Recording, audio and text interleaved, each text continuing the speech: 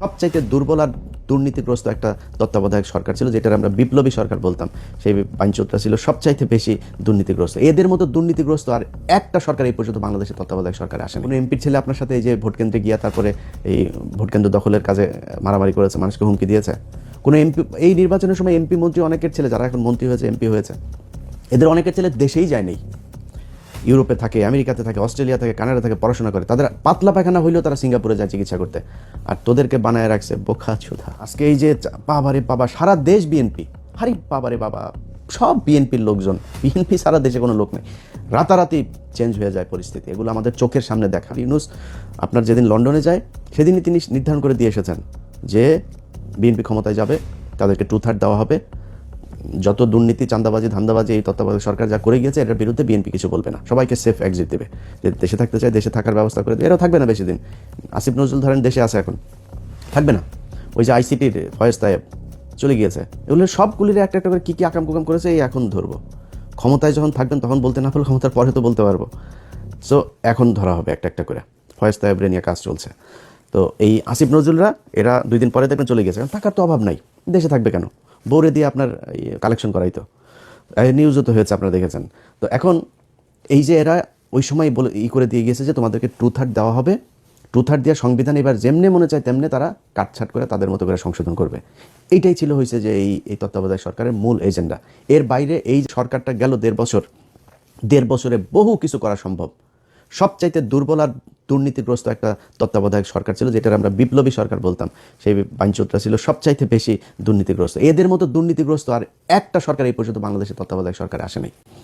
এমনকি এই যে মঈনুদ্দিন ফখরুদ্দিনের যে সরকার না, আমার তো মনে আছে এদের চাইতে বহু সততা নিয়ে তারা কাজ করেছে।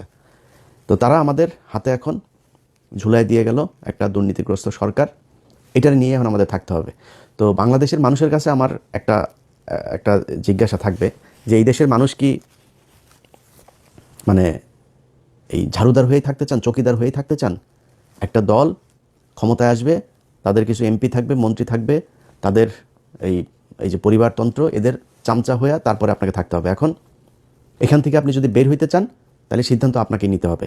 এই যে নির্বাচনটা হইল, এই যে রাজনীতি হয়, এই যে রাস্তায় ধর্মঘট, হরতাল, পিকেটিং, কোনো দিন কোনো এমপির ছেলেকে আপনার পাশে পেয়েছেন যে সে রাস্তায় এসে তারপরে এটা করে?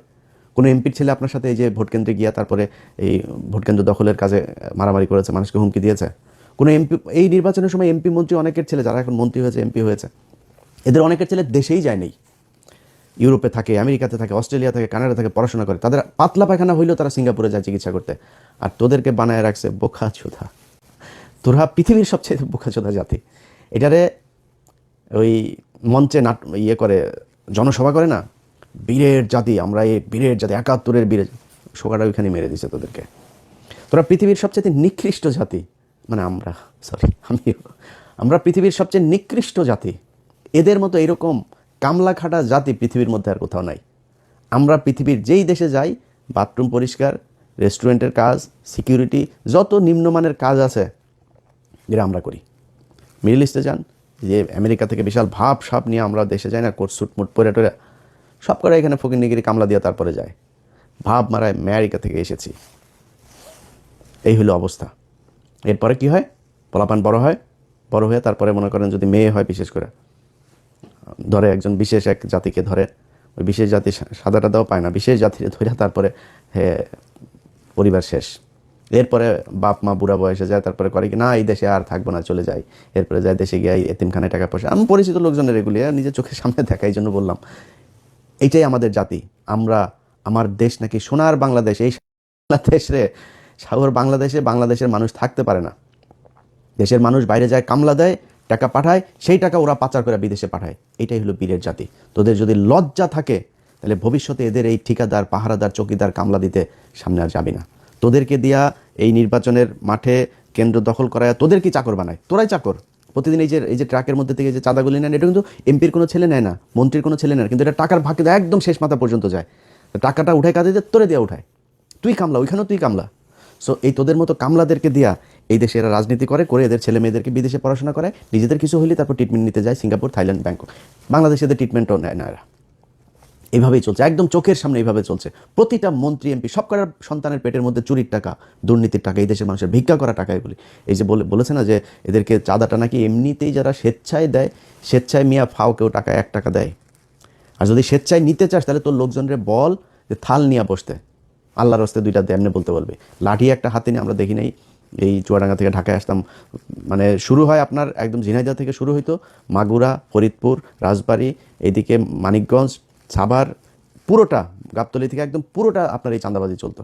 লাঠি একটা নিয়ে 3-4টা পোলাপান দাঁড়ায় থাকতো, এরা বিভিন্ন জায়গায় এই যে বিট করা, ওই যে বামগুলো করা, যাতে ওইখানে আসলে আপনাকে গাড়ি থামাইতে হবে, এবং কন্ট্রাক্টর ওই জায়গায় জানতো কয় টাকা দিতে হইতো, ওই টাকা সে হাতের মধ্যে রাখতো, দিয়ে চলে আসতো, কোনো বার্গেনিং নেই, এটা ধরা বাঁধা।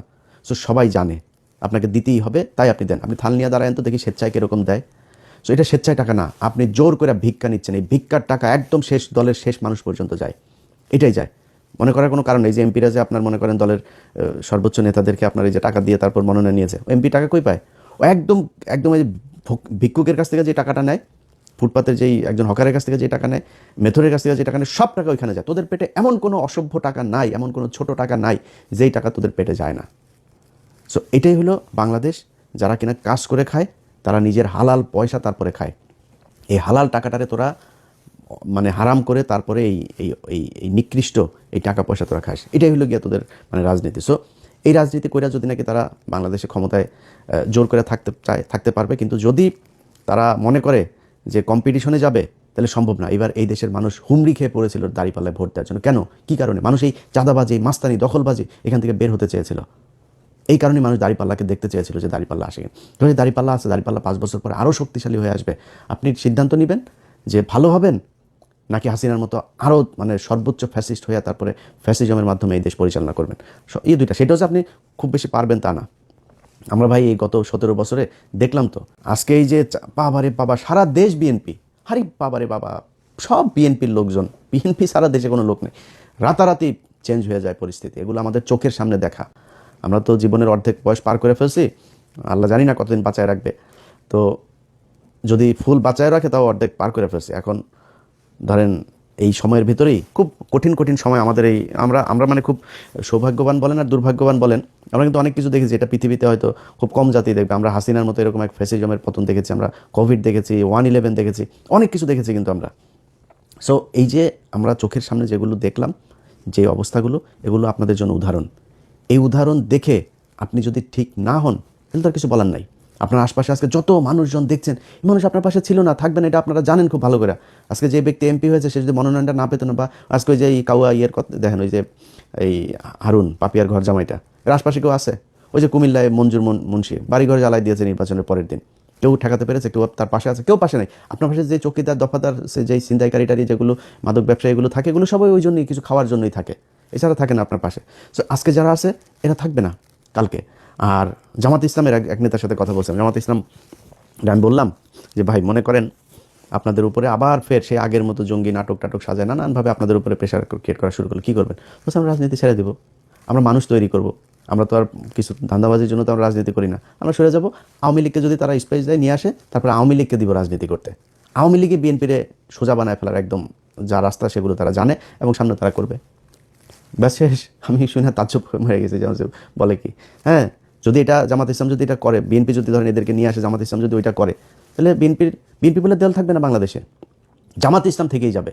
জামাত ইসলাম রাজনীতি করুক আর অরাজনৈতিক সংগঠন থাকুক, তাদের যে আদর্শ সেটা তারা বাস্তবায়ন করে নিয়ে যাবে। কিন্তু আপনি পারবেন না। আপনি ক্ষমতায় থাকলে আছেন, ক্ষমতায় না থাকলে নাই। আমরা এটা নিজের চোখে দেখেছি। একটা ককটেল ফোটার পরে কীভাবে সব দৌড় দেয়, কেউ ছিল না এদের পাশে। নিজের পার্টি অফিস, সেই পার্টি অফিসে পর্যন্ত যাইতে পারেন নাই। পার্টি অফিসের ঘরের হালকা করে এই কেচি গেটটা লাগে, আবার খোলেন, আবার এই চোর পুলিশ খেলা আমরা দেখেছি। এটাই তো বিশাল এই রাজনৈতিক দলের অবস্থা না? সো ক্ষমতা থাকবে না, আপনারাও থাকবেন না। আওয়ামী লীগ যদি নাকি আওয়ামী লীগকে আপনি করে দিবেন, আর ভারত মনে করেন আপনার চেয়ে আওয়ামী লীগকে দূরে রাখবে ক্ষমতা চেয়ে, ভারত সর্বোচ্চ জিনিস দিয়া তারপরে আপনার আজকে মিডিয়া দেখছেন না যে একটা আপনার লোক না, এরা আপনাকে খাম্বা তারেক বলেছে, এরা আপনাদের খালেদা জিয়ার বিরুদ্ধে কথা বলেছে, এরা বলেছে। আপনি যান, গেল 1 বছর আগেও আপনি সময় টিভি, 71 টিভি টক শো দেখেন, তাদের নিউজ দেখেন, কত জঘন্য ভাষায় কথা বলেছে। তারাই এখনো বসে আছে, আপনি তাদেরকে টাকা পয়সা নিয়ে কিচ্ছু করেন নেই। এটা আপনারা করেছেন। এখন এদেরকে বসায় রেখে যদি মনে করেন সামনে পরিস্থিতি একটু টালমাটাল অবস্থায় আসে, তারা আপনার পক্ষে থাকবে, তারা সব আওয়ামী লীগের পক্ষে কাজ করবে, ইন্ডিয়ার পক্ষে কাজ করবে, এরা সব ইন্ডিয়ার লোক। ইন্ডিয়াদেরকে বসিয়ে রেখেছে। ইন্ডিয়া কখনোই আওয়ামী লীগকে রেখে বিএনপিকে ক্ষমতায় আনবে না। এটা এর আগে জিয়াউর রহমানের সময় প্রমাণিত হয়েছে, খালেদা জিয়ার সময় প্রমাণিত হয়েছে, তারেক রহমানের সময় প্রমাণিত হবে। সো ইন্ডিয়ার হাতে সেই চয়েস আছে, ইন্ডিয়া সবাই বসিয়ে রেখেছে ওই পারে, সুযোগ পেলেই আস্তে করে এখানে দিয়ে দেবে।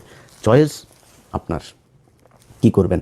দলে ঠিক করবেন নিজেরা চাঁদা দিয়ে দল চালাবেন, না চাঁদাবাজি করে তারপরে জামাতের কাছে হারবেন, নাকি চাঁদাবাজিও করবেন, জোর করেও ক্ষমতায় থাকবেন, এক পর্যায়ে গিয়ে তারপরে ইন্ডিয়ার আওয়ামী লীগের কাছে ক্ষমতা হারাবেন। এই চয়েসগুলো আপনাদের সামনে দেওয়া থাকলো। কেউ কষ্ট পায় থাকলে দুঃখিত। রবিউল ভাই, আপনারাও খুব পছন্দ করতাম, ওই যে বললাম নিজের ভাইয়ের মতো মনে হতো। আপনাদের এখানে মন্ত্রিসভায় অনেক মানুষ আছে, এই যে অ্যানি ভাইও খুব অনেকবার ওনার সাথে আলাপ হয়েছে, ওনার খুব দুঃসময়ের সময় কী করব বিভিন্ন পরিকল্পনা নিয়ে কথা হয়েছে, এবং অনেক অনেক খুব পছন্দের মানুষজন আছে এই মন্ত্রিসভাতেও। তো সেই মানুষগুলো হঠাৎ করে কথাবার্তা যেন কেমনে কেমনে বলে, তো এটা খুব খারাপ লাগবে। আশা করি যা বললাম এটা বুঝবেন, আপনার সমালোচনা আপনার ক্ষতি করার জন্য না। আমরাও চাই বাংলাদেশে বিএনপি আর জামাত ইসলাম দুইটা দল থাকুক, আসুক বাই রোটেশন, তারা ক্ষমতায় আসুক, একবার উনি আসুক, একবার উনি আসুক, 2 বছর এই দল থাকুক, 1 বছর ওই দল আসুক, চলো কোনো সমস্যা নেই। কিন্তু সবার কম্পিটিশনটা হবে ক্ষমতায় আসার জন্য না, কম্পিটিশন হবে আমি কার চেয়ে কত ভালো রাষ্ট্র চালাইতে পারি, মানুষকে কত ভালো সার্ভিস দিতে পারি, এটার উপরে। এই যে এক বিকাশ নুরু, তারে বসানো হয়েছে আপনার প্রবাসী ইয়েতে, একে মনে করেন এখন লাইসেন্স খুলবে, চাঁদাবাজি করবে, পাগল হয়ে যাবে এর অত্যাচারে। এর দেওয়া কোনো প্রবাসী আসিফ নজরুলের দেওয়া হয়েছে? হয় নাই তো। এরকম এড়ে দেওয়া হবে না। এই প্রবাসীদেরকে সেই 5 লাখ টাকা দিয়ে মালয়েশিয়া যেতে হবে, সেই পাসপোর্ট করতে কষ্ট হবে, আকামা করতে কষ্ট হবে, দেশে আসার পরে লাগেজ কাটবে, সব একই রকম থাকবে, এদেরকে দিয়ে হবে না এগুলো। তো তারপরেও মনে করি হোক, ভালো কিছু আশা করি।